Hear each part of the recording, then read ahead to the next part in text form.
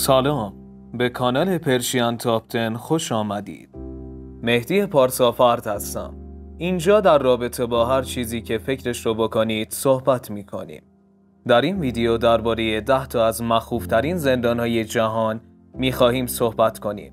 همراه من باشید. اولین مورد لیست ما زندان السالوادور هستش. یک زندان بزرگ در السالوادور 2000 تبهکار یک باند را پذیرش کرده که پس از ورود متوجه شدند تخت برای همه کافی نیست و اصلاً تشک وجود ندارد.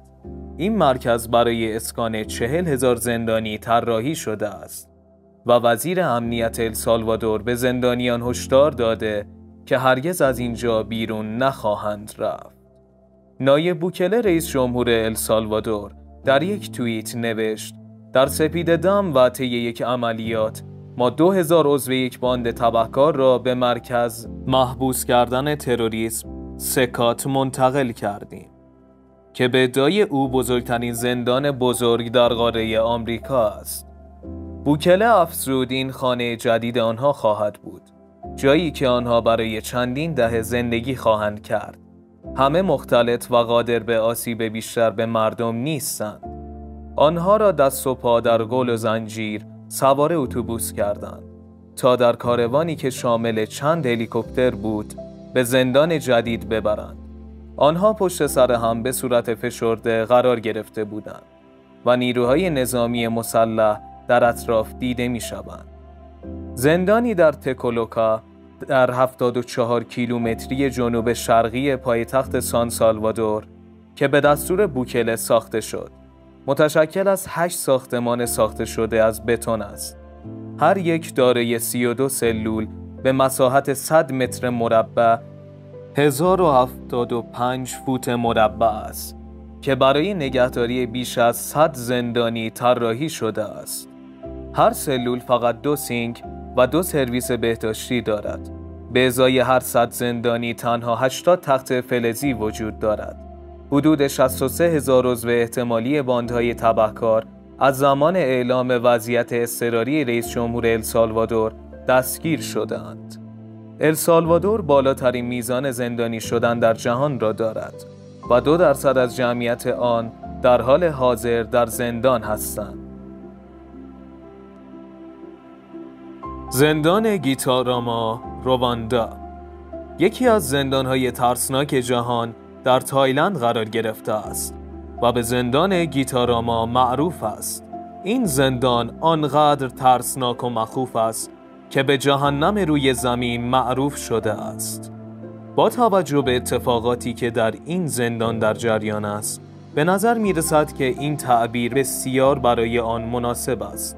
این زندان فقط گنجایش 500 نفر را در خود دارد و در کمال تعجب همکنون 6000 زندانی را در خود جای داده است. با توجه به وسعت کمی که این زندان دارد و پوشش 6000 زندانی در خود، تبدیل به یکی از زجرآورترین زندانهای جهان شده است. در زندان گیتاراما زندانیان مجبورند تا در تمام وقت سرپا بایستند و همین موضوع باعث به وجود آمدن مشکلاتی همچون خستگی، عفونت پاها و ابتلای آنها به امراض و التهابات مختلف شده است. در این زندان گاهی برای نجات جان زندانیان مجبور می شوند که پای آنها را قطع کنند. زندان کاراندیرو، برزیل. چرا زندان کاراندیرو به عنوان یکی از زندانهای ترسناک جهان قرار گرفته است؟ به صورت خلاصه که بگوییم، در سال 1992 میلادی در زندان کاراندیرو برزیل، پلیس این کشور کنترل خود را از دست داده و 111 نفر از زندانیان این زندان را به کشتن داد. پس از این اتفاق از زندانیان دیگر دلیل این اتفاق پرسیده شد، ولی هیچ کدام در این زمینه اتفاق نظر نداشتند و تاکنون هم دلیل کشته شدن این 111 زندانی مشخص نشده است. زندان تعذیب و اصلاح کاراندیرو در برزیل تا به حال شاهد درگیری‌های بسیار خونینی بوده است که این درگیری تنها یکی از آنها بوده است. گفته می شود از هر 5 زندانی کاراندیرو 1 نفر آلوده به ویروس ایدز است و از وضعیت سلامت و بهداشت اسفناکی رنج می برند. زندان بانگکوانگ، تایلند. با زندان بانگکوانگ تایلند به عنوان یکی از زندانهای ترسناک جهان آشنا شوید. بانگکوانگ با وجود اینکه ملقب به هیلتون بانکوک است و هر کسی فکر می کند که چون خیلی امکاناتش کامل است به این نام معروف شده، اما در حقیقت هیچ شباهتی با هتل ندارد. بیشترین علت شهرت این زندان به این علت است که زندان بانگکوانگ تایلند به شکنجه روزانه زندانیانش شهرت پیدا کرده است. این شکنجه ها در زندان تبدیل به یک فرایند روتین و عادی شده اند. به گفته کارشناسان شرایط سخت و خطرناکی در زندان بانگکوانگ وجود دارد. سلول های این زندان بی نهایت کوچک هستند و 10 زندانی درون هر یک از آنها در کنار یکدیگر انباشته شده‌اند. در این زندان رسم بر این است که زندانیان تازه وارد تا حداقل 3 ماه با زنجیرهایی که به پاهایشان بسته شده تردد می کنند. اما اعمال شاقه در این زندان مخوف به همین پابندها ختم نمی شود، بلکه درباره غذا تازه مشقت‌های زندانیان آغاز می گردد. غذا در این زندان جز از یک وعده غذایی کمتر از برنج فراتر نمی رود. به همین دلیل زندانیان مجبور هستند با اموال و دارایی مخصوص خود غذا بخرند و همین کافی است تا شروع جنگ و دعوا را درون زندان آغاز کند. زندان لا سابانیتا، ونزوئلا.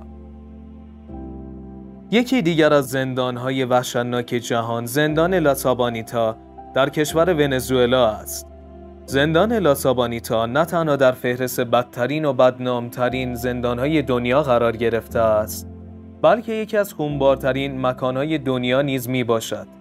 این زندان یکی از خشن‌ترین مراکز تربیتی در آمریکای لاتین بوده و هر مجرمی که به این مکان قدم میگذارد آرزو میکند که هر چه سریعتر از این محل فرار کند. در این زندان 10 نوع بیماری عفونی شیوع پیدا کرده و تقریباً هیچ خدمات بهداشتی به زندانیان ارائه نمی شود. درست است که این مکان زندان است، اما زندانیانش گاه‌ها حتی با خود در زندان اسلحه حمل می کنند و جنگ‌های خونین بین هم راه می اندازند. با اینکه این زندان دارای ظرفیت 15,000 نفری است، اما در حال حاضر بیش از 25,000 زندانی را در خود جای داده است. در طی اتفاقی در سال 2014 میلادی در این زندان 196 کشته و 624 نفر هم مجروح شدند. زندان دیارباکر، ترکیه. این زندان که در زمره ترسناکترین زندانهای جهان قرار گرفته است، در سال 1980 میلادی در شهری به همین نام تأسیس شد.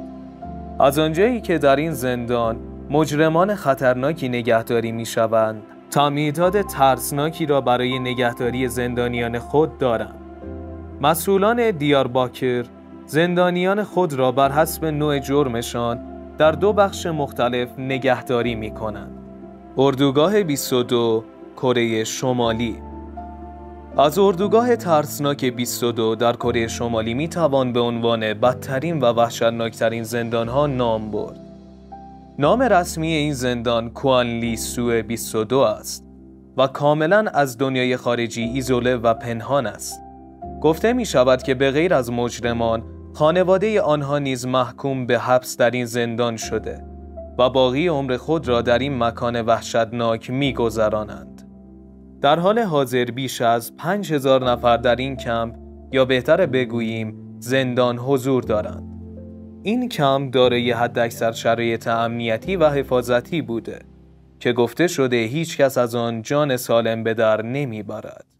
این اردوگاه از سال 1965 میلادی تأسیس شد و در حد فاصل 1980 میلادی تا 1990 میلادی گسترش پیدا کرده و 225 کیلومتر مربع وسعت دارد. اردوگاه 22 کره شمالی با برق ولتاژ 3300 و سیمخاردارهای بیرونی و تله‌های امنیتی ویژه کنترل می شود که خروج هر زندانی را غیر ممکن ساخته است. زندان جزیره ریکرز. این جزیره مشهور حدود 10 زندان دارد که به طور متوسط روزانه 12,000 زندانی را در خود جای داده و سلول‌هایی برای نگهداری از 17,000 زندانی دارند. در زندان‌های این جزیره موارد فراوانی از شکنجه و قتل از جانب زندانیان و حتی توسط نگهبانان زندان گزارش شده است. معمولاً نگهبانان این زندان با اجرای قانونی خود ساخته به نام باشگاه مبارزه زندانیان را به جان هم انداخته و آنها را وادار به کتک زدن یکدیگر می کنند. اگرچه 2 تن از نگهبانان این زندان به دلیل برگزاری چنین مبارزاتی خود به زندان انداخته شدند، اما گزارش حاکی از این است که چنین قانون نانوشته‌ای همچنان در زندان‌های این جزیره وجود داشته و اجرا می شود. در سالهای اخیر بارها و بارها گزارش‌هایی در مورد بدرفتاری‌های شدید نگهبانان با زندانیان مخابره شده است و بررسی‌های دولت فدرال تاکنون نمونه‌هایی از این بدرفتاری‌ها در مقیاس گسترده را کشف کرده است.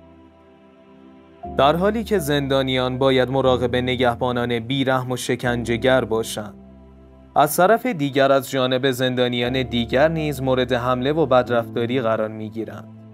دار و دسته‌های متعددی در داخل زندان‌های این جزیره تشکیل شده و هیچ نقطه‌ای در این زندان‌ها را نمی‌توان امن توصیف کرد. زندان دلفین سیاه روسیه. یکی از سخت‌ترین و وحشتناکترین زندان‌های جهان زندان دلفین سیاه در روسیه است. با اینکه در این زندان تنها 700 زندانی محبوس هستند، اما همه این زندانی‌ها قاتلان سریالی و مجرمان مخوف هستند و همین بیشتر آن را در زمره زندان‌های ترسناک جهان قرار می‌دهد. تمامی این زندانیان به طور دست جمعی به 4000 قتل متهم شدند که نشان می‌دهد هر کدام از آنها به طور متوسط 5 نفر را به قتل رساندند. افراد تازه وارد به این زندان برای مدت طولانی باید با چشم‌ها و دستای بسته و در حالی که به شخص دیگری دستبند زده شده‌اند در راهروها راه بروند. در طول این دوره هیچ زندانی اجازه نشستن یا استراحت کردن را ندارد و تنها با یک کاسه سوپ و تکه این نان شکم خود را سیر می کنند. می گویند که تنها راه فرار از این زندان مرگ است.